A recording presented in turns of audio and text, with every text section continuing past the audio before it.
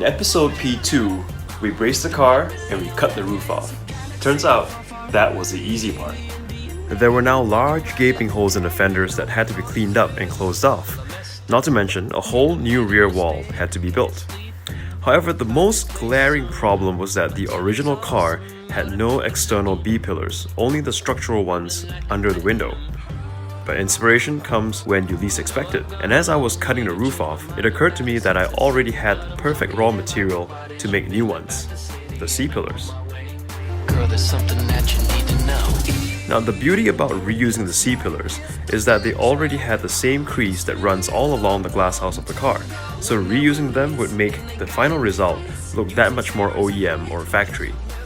And after many iterations of shaping, including having to bend it out a little to follow the curvature of the door, I mated the C-pillar back to the body along a Z-shaped joint, which would allow the crease to flow naturally into the existing body. The bottom bit just had to be trimmed to follow the rear window edge and the door cut line, and it looked pretty good once it had been welded and ground down. We'll come back to that in a bit, but the next logical step was to create the new rear wall, starting with making the exact final cut across the roof. It gets a little complicated here because there is a gentle curvature to the roof, and the plane of the wall sits at a slight angle to it.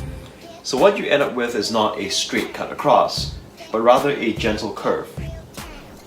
To accurately plot that gentle curve, once again I used a construction laser, painted the line from below, transferred to the top before making the cut.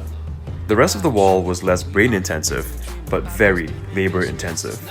To cut a long story short, I basically framed each side of the window with a steel sheet, aligning the straight edge of the sheet with the window frame and shaping the other three sides to match whichever surface they happened to end at. I welded the straight sides directly to the tube frame and the shaped sides to the original body or the insides of the new B-pillars, and made a bunch of sparks at the end by grinding all the weld smooth. When that was done, it was basically the same deal to resolve the backs of the new B-pillars, just good old-fashioned bandsawing and grinding to get the shapes right, and a healthy dose of welding in very tight spaces. And now it was time to take care of the big yawning holes in each of the fenders. To keep things somewhat simple, I wanted to use flat steel sheets to close off the holes. Thinking of the two sides of the car as a single plane cutting through the car, I figured I could once again use the construction laser to paint the intersection of that plane with all the surfaces that I was cutting through. Time to break it down, down, down. By placing the laser at the center of the car, I was able to mark the line on the inner layer of metal relatively easily, but to mark on the external layer of metal, I had to transfer the line to the outside by drilling spotting holes and then dropping a bunch of darts down to reconstruct the line. I could then tape off the line on the outside and make the cut.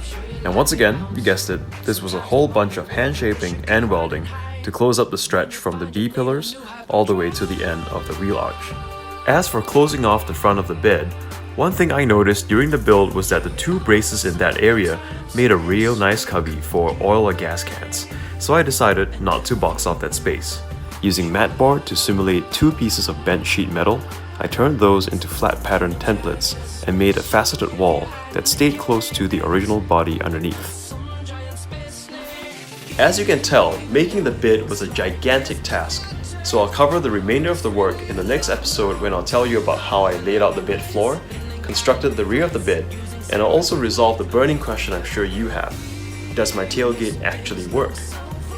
SEMA is also rapidly creeping up on me, and I'm still trying to figure out the logistics of getting the car there, but soon enough I'm gonna have to start prepping the car itself, so I'll be covering that as well.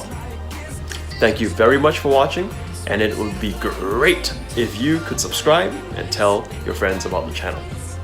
Until next time, this is Devin Customs, over and out.